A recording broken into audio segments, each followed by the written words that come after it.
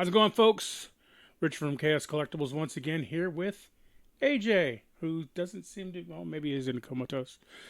AJ, how you doing today? I'm full. Why are you full, AJ? Because I ate food. It's usually what happens. Where did we go today, AJ? I don't know, but you know what? You know who does know? Me. Live. Why don't we find out? Let's send it over to me and you live where we were eating.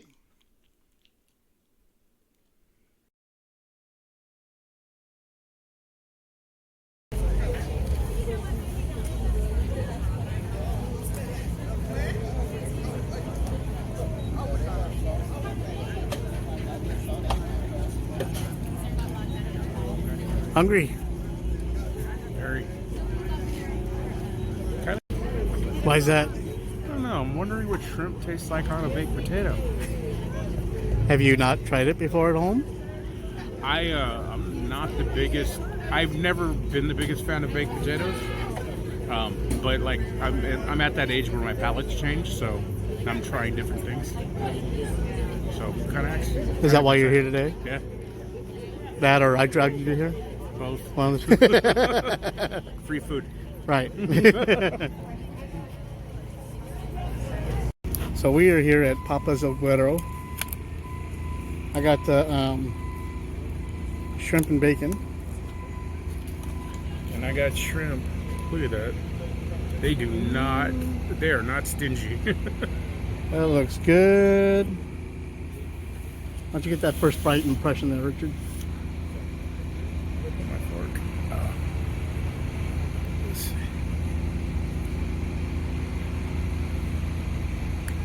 Oh. Wow. Yeah. That's really good. Wow. Not bad. We got all this. 2 drinks, 2 meals, $50 out the door. Not bad for a food truck. Actually really good. Man, this is amazing. It's a lot. I mean, this thing's stacked. What did it come with? It came with It's got jalapenos, you got onion, butter. I mean, chives and onions are the same thing, but man, I mean, it's huge.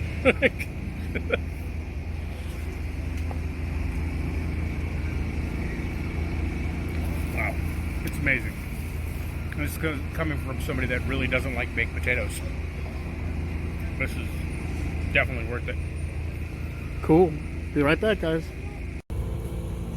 So, I have to agree with Richard. This is bomb.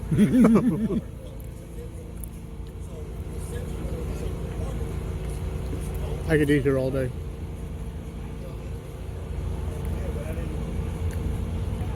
And the crazy thing is, like, the price is decent, but since it's a potato, you're going to be even more full. Like, you're full longer. Now, I know that they have different meats depending on their different locations and food trucks. So, Oh, really? I'd be interested in hitting up some of their other places. Try some of their, like, some chicken, carnitas, stuff like that. Well, they have chorizo. I wonder what that would be like. Man, if they had chorizo and eggs with this. So, yeah. Breakfast. Right? 2 thumbs up from us over here. 100%. Hey everybody, so Richard and I, we're at papaselguero's, and we just tore up those potatoes pretty easily. Stuff. It was amazing. Richard ate his all the way down to the skin, and some skin as well. All the way down to the bowl. I think we'll be coming back to this place 100%. Yeah. It's tonight. awesome. I don't think they'll be here tonight. Oh, well, Maybe in another spot. maybe another spot, maybe another night. Who knows? But definitely a place we want to revisit and we recommend. So Yeah, 100%. Really, really good. And a good quantity. I mean, you can see just by the side. I doubt the pictures even do it justice. The video does it justice of how big that is. it was easily a pound of food. Yeah. Easily. So yeah, we'll put up all the links and everything you can to follow them. You can follow them on Instagram. Check out what their food truck locations are. They do catering as well, Yeah, they're on Instagram, Facebook, TikTok. all over the place. That's the only symbols I can see from here. So yeah, we'll go ahead and throw it back to us in the studio where we will continue our reviews. Yeah, we're going to teleport there right now.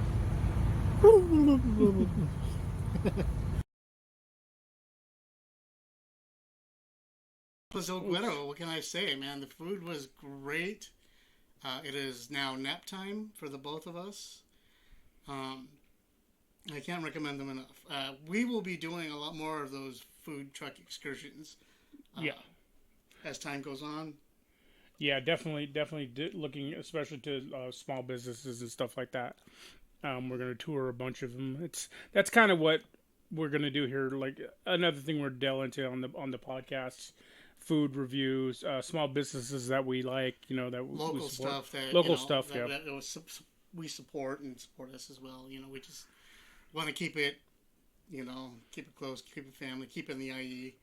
As fellow struggling businesses, we like to get the word out there for other businesses too, so we can all thrive and try to build on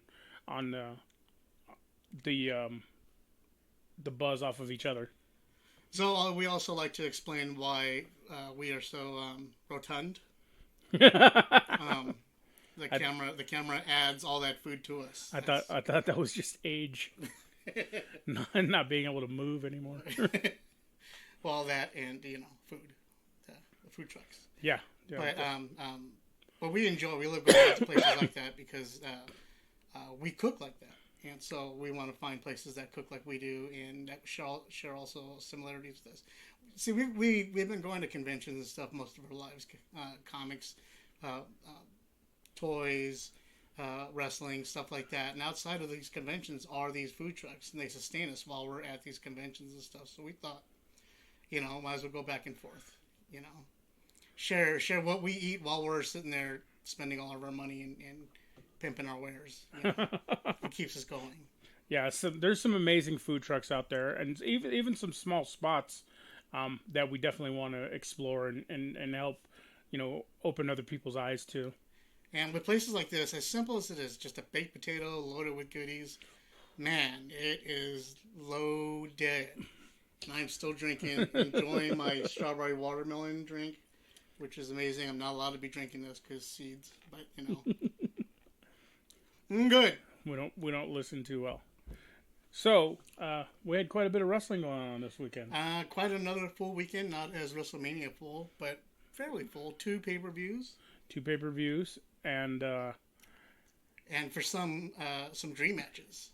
Yeah, definitely some good things, and then a really good show. The first one we're actually going to talk about, which would be TNA Rebellion. TNA is really stepping up their game since becoming TNA again. There was that time they were Impact for a while, and then they got rid of Scott D'Amore, which a lot of people still question why they did, but ever since they've done that, they're more, I think I'd say more of a serious wrestling company now, I guess, is the angle they're going with. Not as much comedy, at least so far from what I've seen. Now, granted, I don't have the subscription service, so I pretty much only see whatever shows on, on Access. And then, no, is it Access? I can't remember what channel they're on. They're on one of those weird cable channels. Yeah, so I see, which is a lot of highlights, and then the pay-per-views. I watch all the pay-per-views.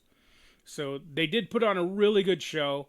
I enjoyed quite a bit, which was called Rebellion. Rebellion, why? I don't know why it was called Rebellion, but... Because they're rebels. That's it. Well, let's run down the card real quick. We won't linger too much. First, should we do the pre-show? Did you get to watch the pre-show at all? No. I didn't either, so we'll just go ahead and skip past that. Yeah, I don't think I saw any of I did not. Yeah, I didn't catch the pre-show either. Not for any lack of it. Plenty of talent on the pre-show, I'm sure, but we just didn't get a chance to. The pay-per-view itself, it opened up with the X Division Championship match with Mustafa Ali going against Jake Something for the title. Mustafa Ali came out on top with that one. Good, solid match. It's a solid match. Jake Something is somebody that I think is a star. I've always thought Mustafa Ali was, and I thought he was underutilized when he was with the WWE. And it's good to see him out there making a name for himself on the Indies. And TNA. I'm not sure how his contract is structured with them, but I know he also does indie shows too. So it's good to see him getting his name out there. Jake Something, somebody that maybe people that don't watch TNA don't know who he is. He is a big, powerful, athletic guy, man. He would fit in with any company. And that's the kind of argument that they were having with this match here, is that Mustafa Ali was stating that he doesn't believe somebody the size of Jake Something should be competing for the X Division title. Right. And so, but he proved it by beating him. Yeah, it was, but it's a moot point because anybody that's watched TNA knows what the tagline for the X Division. It's not about weight limits; it's about no limits. Samoa Joe was an X Division champion. Hell, I believe Kevin Nash was an X Division champion. So, which are points they brought up during the match too. So. Yeah, so it was definitely an enjoyable match. Definitely, it was fun. It wasn't super intricate, and the story was a basic story, a basic wrestling story, and they put on a good show. Yeah. The next match saw Rich Swann defeating Joe Hendry. Joe Hendry is all of a sudden one of the most popular people in wrestling, mostly because of his song and his parodies. I don't know how much you know about Joe Hendry, but Joe Hendry over the past year has gotten over huge. A lot of people know his theme song, and then he does parodies with people and AI videos and stuff. It's very entertaining stuff. And you got Rich Swann partnered up with AJ Francis, who was top dollar in the WWE, and it was a good match. The ending was a little wonky for me, but it was a solid match. Next up saw the Full Metal Mayhem match with Frankie Kazarian defeating Eric Young. Those are two of my favorite TNA superstars of all times. And they both put on a really good show, especially in what you would call a garbage match, which has a bunch of weapons and there's not a lot of storytelling. It's all about brutality, but they did tell a story. They did. They told a good story, and they brutally beat the crap out of each other. The Full Metal Mayhem matches normally deal with metal objects, as opposed to just schnais or kendo sticks or any of that stuff. But it was very violent, and I like Eric Young, and I liked seeing him in the match. Too bad he had to lose, but Frankie Kazarian, since coming to TNA, has taken on a different type of character, whereas before he was more of a team player, more of a friendly guy, and on this side he's definitely violent heel. Yeah, and more in the business for himself. I really like this. This is probably one of my favorite versions of Kaz. I see him, and he's probably just at that age too, where he knows his worth, and he knows his character better than he has in the past.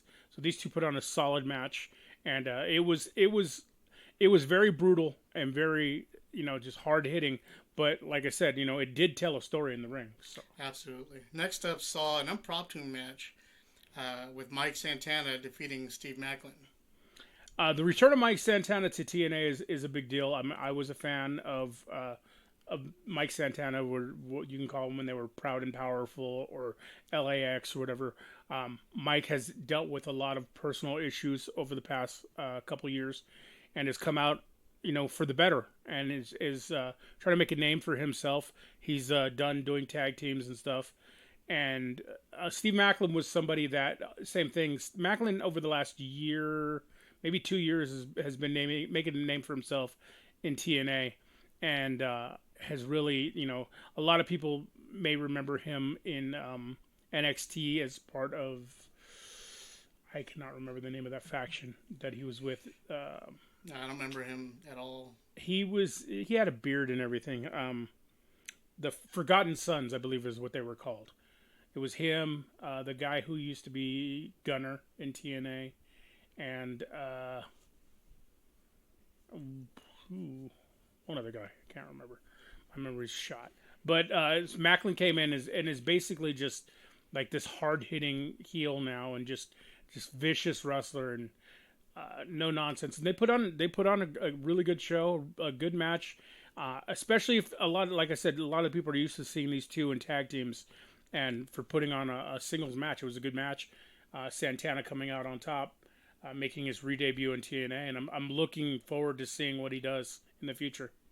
As am I. I mean, I don't know much about Santana except for what I've seen on AEW, and he was killing it in AEW in my opinion, but he was doing it in tag team wrestling, so to see him in independence individually, I look forward to. Next up came the TNA World Tag Team Championship, which saw Brian Myers and Eddie Edwards defeat Mike Bailey and Trent Seven. I liked this match. This was a heavy, hard-hitting match. This is an awesome, and I really like the system. Is a new faction that they put together after I believe after Scott D'Amore left. But when you have Moose, Eddie, was it before? Yeah. You have Moose, Eddie Edwards, and why can't I remember Eddie's wife's name? Was it Allie or Allison? So yeah, Eddie's wife, and Brian Myers. Because they've been in TNA for so long. I mean, Eddie Edwards is iconic in TNA, and Moose has been there like since coming from ROH, multi-time world champion, and like Moose has become the face of TNA over the past few years. So and then you had Brian Myers, who has always been like kind of a journeyman, and now we're seeing a guy who has always been a solid wrestler really just kind of come into his own, and then you got Speedball Mountain, Trent Seven, and Mike Bailey are just phenomenal singles, but them together as a tag team, I was shocked how good they are. We talked about Speedball before in a previous podcast about how just amazing he is with his martial arts skills, and he's just deceptively fast. Yeah. You don't look at the guy and think, well, this guy can handle himself anywhere. And yet he can. And seeing him and Trent Seven conflicting wrestling styles wrestling together, they pulled off some great synonymous wrestling moves, working together in tandem, and I really I was really shocked how good they are. I was pulling for them toward the end. I had never seen them tag before. I'd only seen the highlights here and there, so I was really shocked how good they melded together. So yeah, it was a really good match. Coming up next was a last man standing match with Josh Alexander and Alexander Hammerstone. Now this was a match. Like, this was no joke. Josh Alexander is one of the top wrestlers in the business right now, and anybody who hasn't had the living weapon, the privilege of walking weapon. Anybody hasn't had the privilege of seeing Josh Alexander is just doing themselves a serious disservice. He is one of the best. Hammerstone is another guy who a lot of people didn't know because he comes from NWA. So and unless you're one of those fans that watches kind of everything, a lot of people didn't watch NWA Power, but Hammerstone he's a monster, and this match was this is the match of the night to me. And these two, like they laid into each other. It was brutal. There was technical wrestling, brutality. Like, you had a little bit of everything in this match. Hammerstone reminds me a little bit of the younger version of oh my god, I just had his name, Shane Douglas. In look and build. Yeah. And both him and Alexander were going back. They were just being ruthless with each other. It was no joke. I did not want to walk in the middle of that. I've always thought he kind of looks like Thor. But yeah, and their whole storyline leading up to this, which is because it was the main storyline that you would see on the highlight shows. They had a really solid story. Like it's for as basic as let's see who the best wrestler is. I mean, they went at it. Yeah, it was a great match.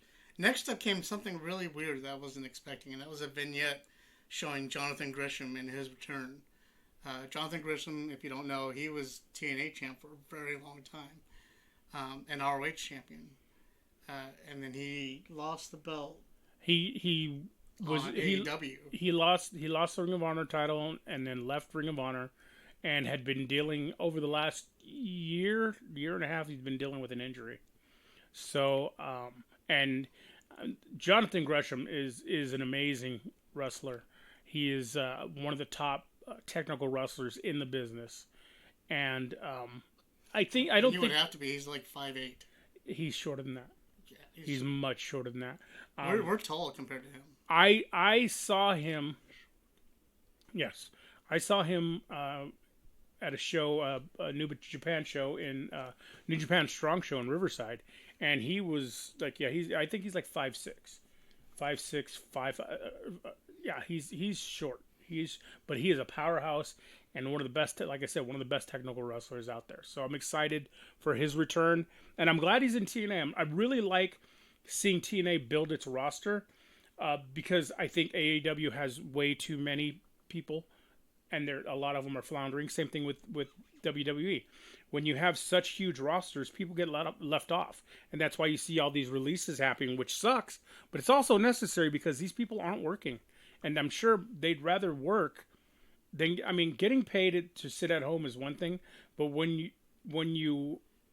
if you sit at home your entire length of your contract and you get released after that, you have no value going in anywhere else. All right, nobody wants you after that unless you're Goldberg. Right. Next up came the Knockouts Championship, which saw Jordan Lynn Grace, the Juggernaut, defeat SDL, Steph Delander, with a weird turnout toward the end. Yeah, it was. Well, I mean, there was a lot of it was improvised since it was supposed to be Matt Cardona in her corner, but Cardona had to have shoulder surgery, so she had a couple of other guys pop up to, the old pop-ups to help, and then PCO jumped in there, and then you had that bring over the PCO and Big Con feud, and then the biggest thing to me was the return of the Death Machine, return to Sami Callihan. Mm-hmm. So it was very jumbled at the end. Lights on, lights off, lights on, lights off, which I think it's the good hands. I think it's kind of overdone, the old lights on, lights off thing, but Callahan was a genuine surprise. The PCO thing, I mean, it's not so much PCO is there, so him and Khan going at it is one thing, but the return of Sami Callahan is a huge deal. I'm a big fan of Sami, so I'm glad to see him back. And finally, we got Moose versus Nick Nemeth. I fell asleep. I thought it was a great match. Nick Nemeth is one of the best wrestlers in the business, one of the best sellers in the business. Moose is a solid worker, very intimidating powerhouse. It was a good, and it wasn't the fastest match in the world, but when it comes to with Moose, it's not going to be the fastest. I mean, you're talking about a football veteran who's older. He's not going to be putting on those highlight reel shows. I mean, he's going to do his highlight reels with power more than you're going to see spot after spot after spot. I thought it was a solid match. It was a really good showing. And the surprise at the end was a genuine surprise because it was the return of Matt Hardy. And everybody thought Matt was going to go to the WWE when now we have the return of Broken Matt. Is probably his biggest character he had since their youth in WWE. Version 1 or 2.0. Yeah. So it's good to see that back. So.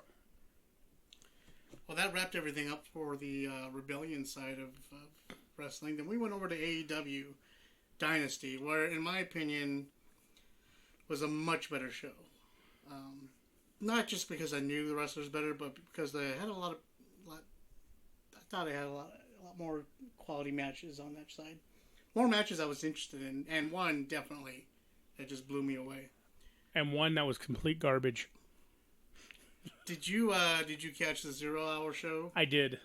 So you saw Trent Beretta versus Matt Sydal? Yeah. Trent and Matt Sydal was it was what it was. They put on a decent match. Trent's a solid wrestler. Matt Sydal has been solid for years. Actually, Trent's been solid for years. I've been watching Trent since he was at PWG. So they put on a really it was an entertaining match for what it was. But it's a filler match. Yeah. So who went home with that one? That was Trent won that. Any run-ins, anything? No, not really. I mean, the only thing you had is at the very end, when he was, I believe when Trent was leaving, is when Orange Cassidy and who was he partnering with? Shibata. Yeah, Orange Cassidy and Shibata were entering, so they kind of glared at each other, and then you also had Chuck Taylor was there like in the background, and it's like Chuck's not picking sides between Orange, and so it's the beginning of a storyline. So that's really kind of the purpose of it, is to start this whole feud and between Trent and Orange, with Chuck stuck in the middle. Stuck in the middle. Next up, we had Orange Cassidy and Katsuyori Shibata, one of my favorites, versus Shane Taylor and Tiger Style. Lee Moriarty. He waits for it every episode. Tiger Style. It's just such a stupid name. I always think I'm listening to the beginning of a Wu-Tang song. This was it was what it is. I mean, they're all good wrestlers. They're all entertaining wrestlers. I'm a big fan of Shane Taylor Enterprises, but they're making it weird in AEW or Ring of Honor too, because it used to me more of like a Street Thugs kind of thing, like, and now it's a weird mixture. I mean, you got Lee Moriarty and Anthony Ogogo, which seems odd. Where does he go? Wherever he wants to go, because that man can punch like a freaking mule. Well, that match saw Shibata and Orange Cassidy come out on top. Next, I didn't catch the 0 hour of the show, but I was not surprised by any of these outcomes. Especially the next one, title versus title, Acclaimed versus the Bang Bang Gang. I so hate that name.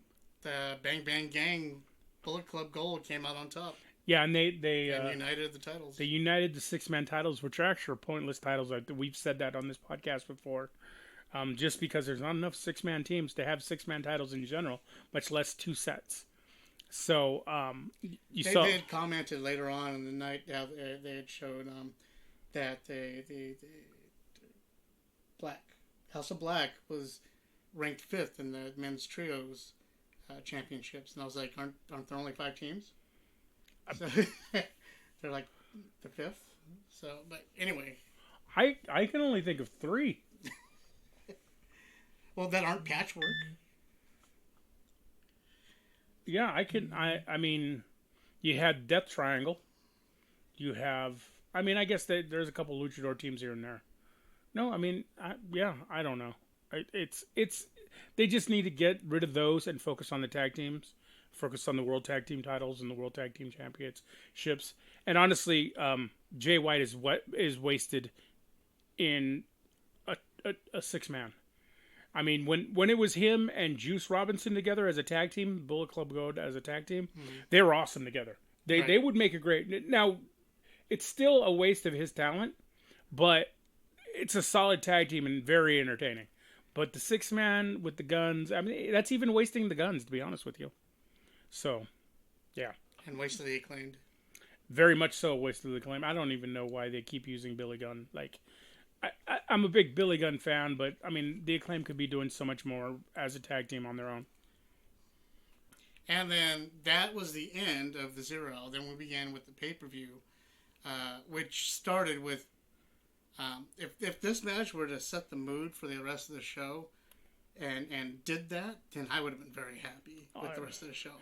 To me, it was a sleeper match. I wouldn't even call it a sleeper match, because I think anybody who knows these two expected exactly what it was, which is an amazing, just action-packed. And that was Pac versus Kazuchika Okada, the Rainmaker. Doesn't that sound like, laundry detergent or something? Yeah, I was thinking more like Fresh Maker, like a fabric scent or something. But these two killed each other. Solid match. Everything about it. Fast paced, action packed. Just they went full bore, and it reminded people who Pac is, and let people who don't know exactly who Okada is. Yeah, this was up until this point. We'd seen Okada in a few TV matches. We saw him defeat Kingston for the title, but all those matches, they weren't up to Okada. Let's say Okada versus Kenny Omega, yeah. Or any of those type of matches. This match was. Yeah. This was a top tier Okada match. Yeah, top it was tier Pac match. It was brutal. It was athletic. It was non-stop action. This is how good the match was. After the match was over, okay. After Okada had left, Pac was laying in the middle of the ring, and he started visibly sobbing because the crowd was cheering, "He's our bastard. He's our bastard." Even though he had lost, the entire arena was cheering, "He's our bastard" to him, to let him know that they appreciate and respect the show he put on. And he was visibly touched by that. And he deserved it. Like, everything they did in that match was phenomenal. Oh my God, it's textbook. How awesome that match was. Pac's one of the best wrestlers on the AEW roster, but has had some unfortunate issues with visas and with injuries. Yeah. So that just goes to show how much he puts on the line when he goes out there. Yeah, if he gets a solid run and where he's able to show up consistently, he'll be one of their best wrestlers, hands down. Ever. Yeah. Well, what was next was what I thought had to be one of the funnest matches for me. I enjoyed this match, and that was the 3-man Copeland, Kingston, and Mark Briscoe versus the House of Black. I loved it. Normally, I'm not the biggest fan of 6-man matches. Like I've said on here before, there's always just too much going on. But this match did a lot to show who the House of Black are, and hopefully it's a step in the right direction when they start using them properly. We saw, like Malachi is really showing his skills. We're still not seeing the full Buddy Murphy though. He's still not like. He is so good. But he wasn't such a gimp in this role. Right. He wasn't such the jobber in this match. Yeah. Normally he's the punching bag. Yeah. He takes all the damage. Everybody else comes in. You get Alistair, who's the technician, and then you get Brody King, who's the monster. And they come in and they save the match basically. And Buddy Matthews is always the good guy who comes in at the last minute and saves the count. That's what he's always good for. Yeah, he's the worker. He's the workhorse. Right.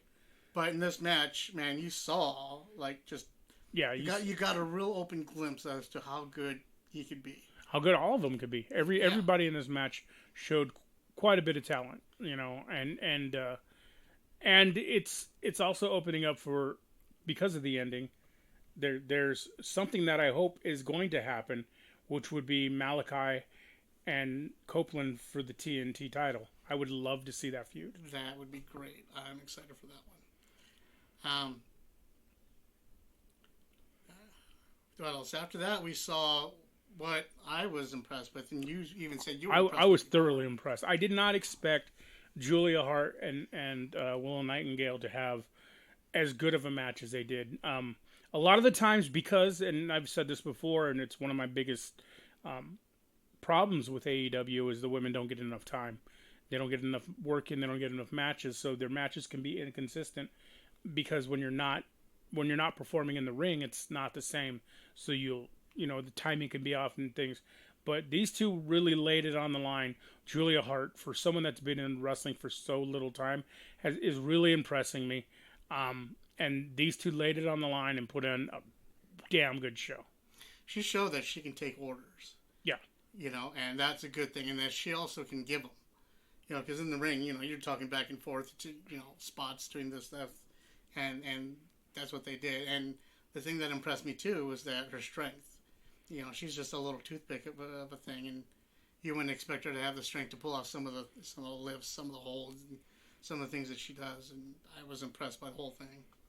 Yeah, they put on a great match, and then, of course, as everybody knows, it's going to lead to the end where Mercedes pops up, and obviously it's going to lead to the future, which is what at the next pay-per-view, it's going to be Willow and Mercedes for the title.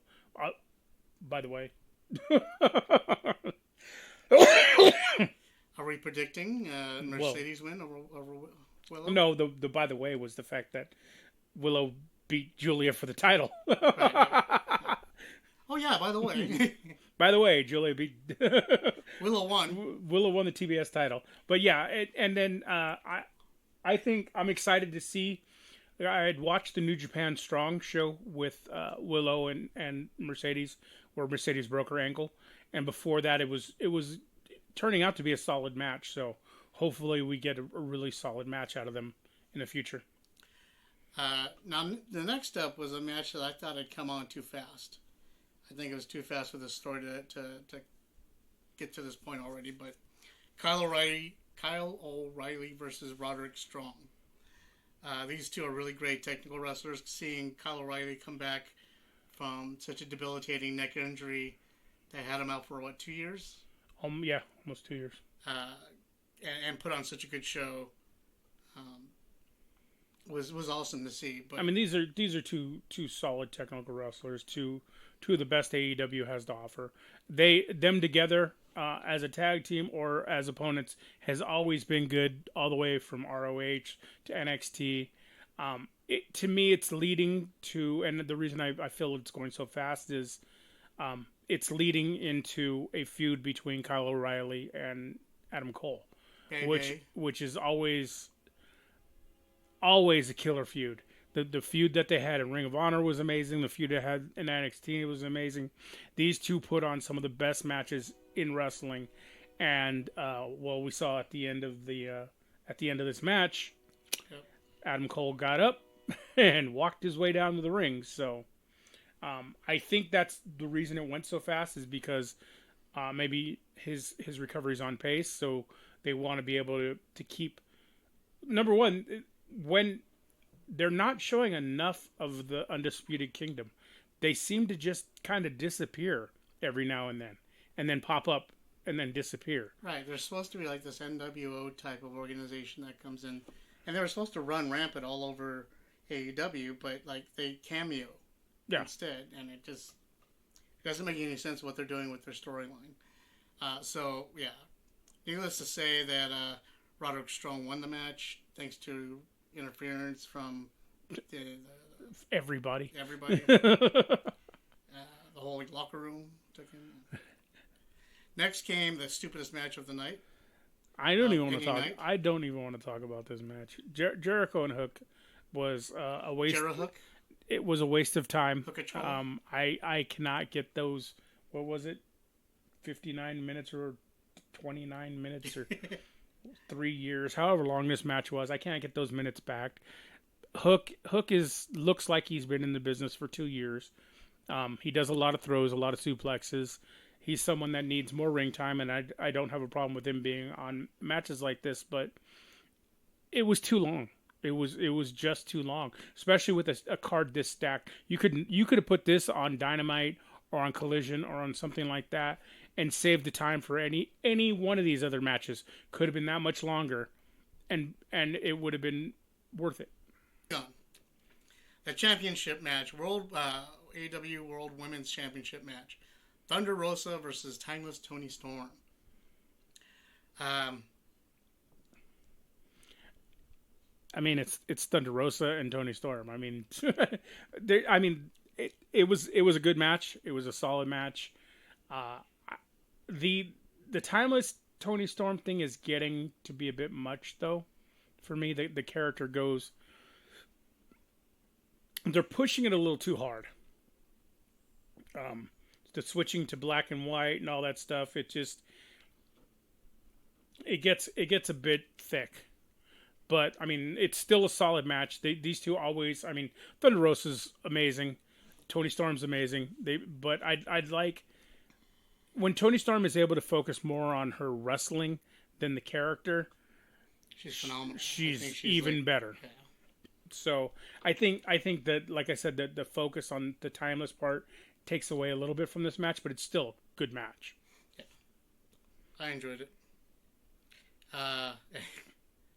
The match everybody's talking about. Will Ospreay versus Bryan Danielson. This match was watching it made me tired and sore. Tired of watching wrestling, or just tired? No, just tired in general. Yeah, sitting on the edge of your seat. Going, these guys put everything on the line. They were laying everything in. It was brutal. It was beautiful. It was, some of the best wrestling there is out there. I mean, it was. This was a live action martial arts fight scene, in my opinion. The move, counter move, reaction time, everything that was happening. If you blinked, you missed a lot, and that's saying something in wrestling, because sometimes the counter moves and stuff, they move slow enough so you can actually see. Oh, okay, I can see what's going on. This did not. It was hard to breathe watching this match. They were just going boom, boom, boom, boom, boom, boom, all over the place. The fact that they did it and nobody got legit hurt is impressive enough. But then they played in an injury on top of it. To say I'm impressed is belittling the word impressed. And I like the fact that Ospreay won clean. Clean means a lot. So I think they're building Ospreay up the way he needs to, and maybe Danielson's going to get some time up, or maybe I don't know. Who knows where this angle's going to go? But it was everything I expected and more. Easy match of the year. Easy, one of the top matches of the year. For me, I've enjoyed seeing Ospreay come over into AEW. Not just because I'm a big Ospreay fan, but watching him put on the AEW sweater and just run with it. Like, he looks like he just is having a blast being in AEW, and he's all about it. And because he gets to put on matches like this with people like this, and have these top quality matches that he can be proud of. Finally he gets to expand his repertoire and his match list. And if I'm gonna get more matches like this off of him, or off of Danielson or anybody else, if this ups the game in AEW or any wrestling promotion, I'm all about it. Like, let's bring it. Then we had the ladder match for the AEW Championship, which was FTR versus the Young Bucks. Yeah, that happened. It was okay. So, number one, I mean, anytime the Bucks versus FTR is going to be an entertaining match. It's going to be a good match. These are two of the best tag teams in the business. I don't care what anybody says. They did do what we had talked about last week. There's not a whole lot to talk about in this match. It was FTR and the Young Bucks in a ladder match. It's not the first time it's happened. Right. They put on solid matches. It was everything you would expect that match to be. The ending was a little shocking, yet not. They did, like I said, exactly something I'd said. Is the reason, which I figure is the reason they shared the footage from the backstage footage with Jack Perry and Punk. Jack Perry shows up, costs FTR the titles, reveals himself, walks out throwing the elite sign. I don't know if they're going to bring Jack Perry in, but the crowd bought into it. You hear them chanting, "Oh, cry me a river." They were booing him. They legitimately have made Jack Perry a heel in AEW. So, I mean, for all the criticism I personally gave them for airing that footage, if this is the reason they did it, they managed to do something that they couldn't do before. So, it's kind of a win. Yeah. Honestly, just having the match being put on was a win for the audience. Yeah, it was a great match. I mean, I don't want to belittle the match at all. It was a great match, but I mean, it's the Bucks and FTR in a ladder match. I mean, there's not a whole lot to say. I mean, they're going to do crazy spots. They're going to It's just we're going to watch it. That's like saying, back in the day, that's like saying it's the Hardys and Edge and Christian in a ladder match. You know it's going to be action packed. You know there's going to be crazy spots, but that end, like, it made sense why they did what they did, and it made me eat a little crow. So it is what it is. Definitely one of a great match. I mean, I have no complaints about the match overall. I was kind of shocked, and the crowd's reaction and how much they hate Jack Perry is, I mean, exactly what they wanted. And they were trying so hard to make him a heel before this, and now he is. And finally, the last match of the night, which I'm sure you thoroughly enjoyed. I absolutely enjoyed. This Samoa Joe versus whose house? Swerve Strickland has been the AEW MVP over the last year. He has, even as a heel, as a violent, brutal heel who was breaking into people's homes and like standing by their babies' cribs and doing some of the most vile stuff and being cheered for it by the crowd. He is... Surprised he didn't pull a gun out. Yeah, Brian Pillman. He is just one of the most... He is the most over person in all of AEW at this point right now. And Samoa Joe has been the best world champion they've had. I don't care who. I'm a huge CM Punk fan. I'm a huge MJF fan. But nobody's been able to hold a torch to how great of a champion Joe was. And Joe has actually made this title mean a lot. And this match was brutal. And I know we've said this multiple times, but these two, first of all, anytime you got Samoa Joe in a match, it's gonna be brutal. And Swerve has proven time and time again that he's willing. Yeah, he can take it and he can dish it out. He's willing to push the limits. These guys just really went at it, and it was everything and more that I had hoped. Not to mention, I mean, it just showed like the crowd ate up absolutely everything Swerve did, and when Swerve came down with the stomp, the crowd erupted when they counted 3, and making Swerve, you could see his emotion when they handed him the title, and it meant so much to him, and the crowd was just going nuts. It was awesome. And Joe, like, give it up for Joe. Not only did he put out his, he gave it his all in the ring, but when it was time, he laid down. He got pinned cleanly, rolled out, and walked off. Yeah, he bailed and let Swerve have his moment in the ring. No interference, no drama, no nothing. He said, "Hey, you know what? You won. Get it." And for someone to be, and this means a lot to Swerve, he said in podcasts and other interviews, to be the first black heavyweight champion in AEW meant the world to him. Right. And it's amazing. And I really, really hope they give him a nice long run.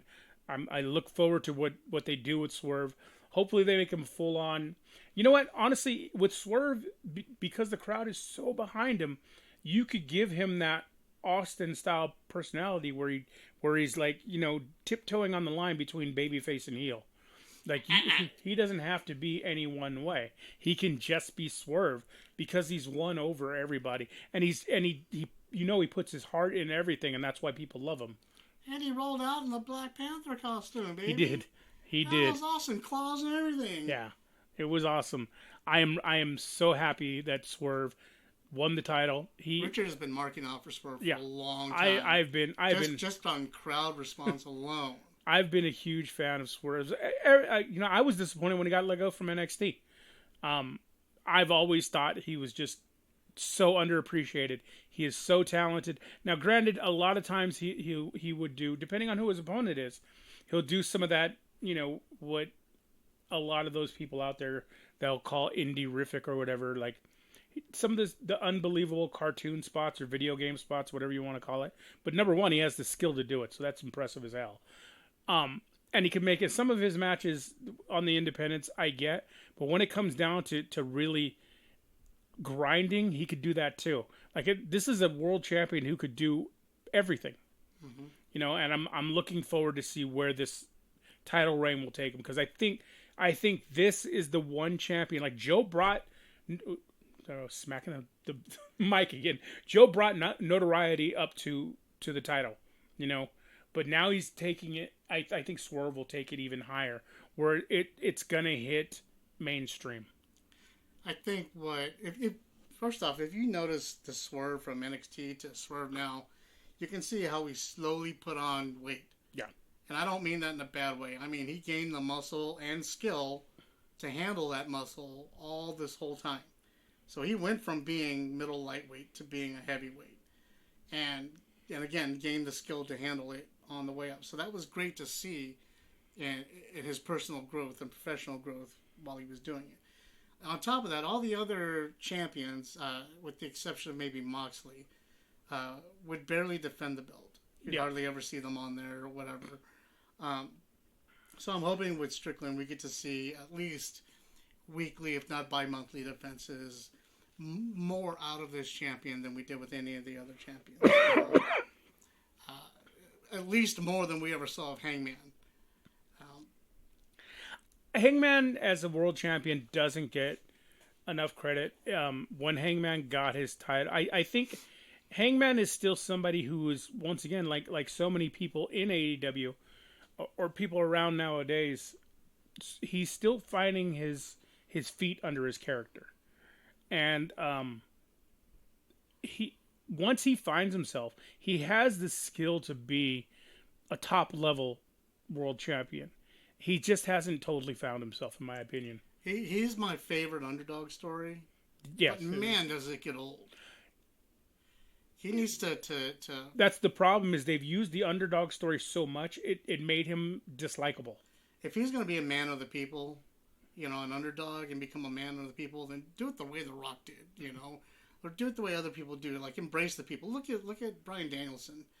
He embraced what the people gave to him. He used it as part of his gimmick. He used it to help build himself up. He could do the same thing. Instead, he just ignores it and just keeps going with the same little shtick over and over and over again. And then we barely see him on camera or anywhere at all to legitimize any of the problems he may have or any of the claims he may say.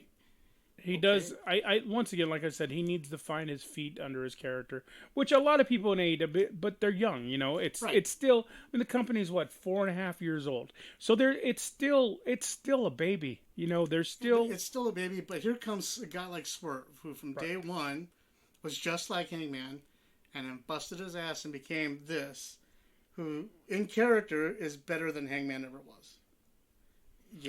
And he also had the benefit.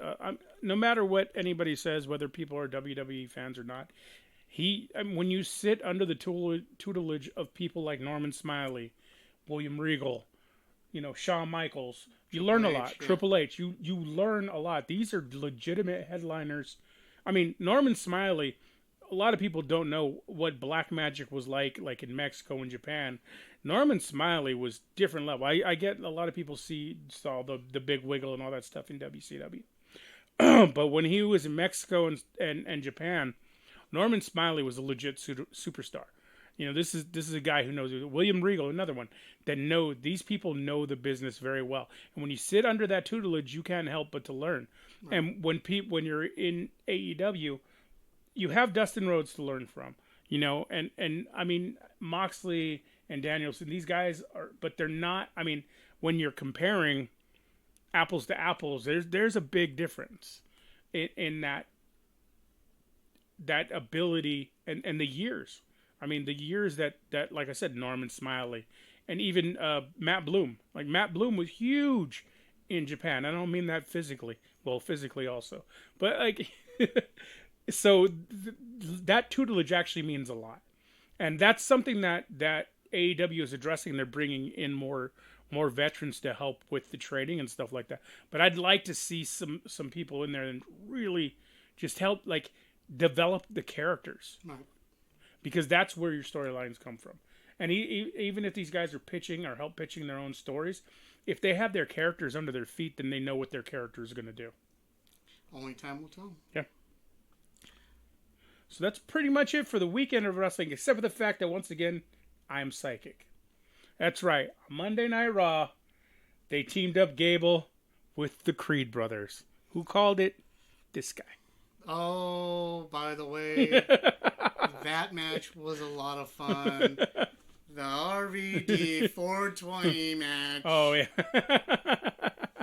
That match was great. Yeah, it was. Honestly, now RVD's matches are just nostalgic and fun, and it's amazing at his age he can still put on the show that he does. Yeah. So, other than that, I mean, Raw. There's not really much I want to touch. They do have beautiful new tag team titles on both shows. I'm a big fan of both, and the fact that R-Truth and Miz, the R-Truth staying R-Truth is awesome. We did have a defense on Monday of R-Truth and Miz against DIY, and at the end of the match, Miz and Truth won, and at the end of the match, shaking hands with Gargano, they go to Ciampa, and Ciampa just walks off. So maybe we're going to get that heel turn. Maybe we're going to get another thing I hope for, Ciampa and Gargano feuding. Oh, again. Hey, I'll watch that feud just as much as I'll watch Adam Cole and Kyle O'Reilly, just as much as I'll watch, Samoa Joe and frickin' CM Punk, just as much as I'll watch so many, Randy Orton and anybody. So, I mean, it's worth it. Randy Orton and his kids. Those are funny matches. You should watch them online. Oh, yeah. There's RKO's kids into the pool. That's awesome stuff. It's funny. But yeah, that's pretty much it on that, and that's pretty much going to be our time.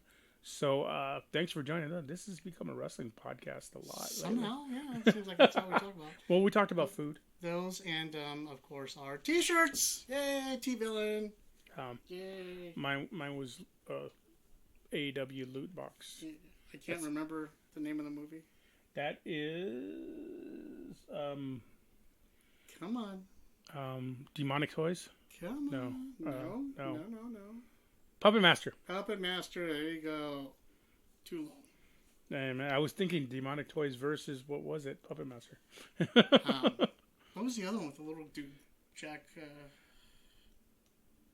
something. I can't remember his name. Spade. No, it was like the little cop, yeah. Yeah. The white hair. Yeah. I think it was Jack Spade. If you know, that's the question. That's the trivia to this week. If you know who we're talking about, comment, let us know. Hey, what was the answer to last week's question? What was the question to last week's question? Best version of the Hulk, or favorite version of the Hulk. We answered that, didn't we? We answered that on the other podcast. Maybe not everybody watches that podcast. Well, then you should. They should. They should. There's two versions of the podcast. There's one, this is more Richard's side, which is a family-friendly one, more aimed toward like wrestling and whatnot stuff, and more things that interest Richard. The other side is more adult-friendly. The language is a little bit harsher. The things we do on the show is a little bit more friendly. And then you do more TV reviews. More TV, a little bit movie. There's a bunch more of us. And we do that one live. Where we stream it live at the same time so we can have audience interaction and whatnot. They're all both named the same. He just decided to put a K in front of his because he's stuck on K's. Special K. Well, if things are spelt different, they're easier to search. Right. So, anyway, if you want to find out the answer to last week's question, look up AJ's version of the PanelCast. At least our answer to the question. I still stand by my answer, of course, which was Maestro. I still stand by mine, which is the Blue Hulk. There you go. Even though he made one appearance, it was one awesome appearance. So this week's question is, what was the little guy in the was it Tromaverse? No, it's Full Moon. Full Moon universe. What was his name? Little guy, came from the future, silver hair. I'm going to Google it as soon as we stop this. Like Jack Thumb. What his name was. All right, hit us up. Until then, like, share, subscribe, follow us. Please, comments. We need comments. Yeah, we need to know what you guys like. We need dislike. If you're listening to this or watching this on Spotify, rate us. Pretty much, we're trying to keep this going. Trying to keep our names out there. Trying to help other businesses. If you are a small business that wants us to come check you out, please invite us over. We'll check it out. I mean, we're not. It's not even. Shop, if you got a mom and pop, if you got whatever it is, we'll come see you. We'll come rate you. We'll come talk to you. interview you, put you on the show, whatever it takes. Yeah, we're trying to keep small business strong out here. So we appreciate every one of you. Thanks a lot, guys. Keep it classy.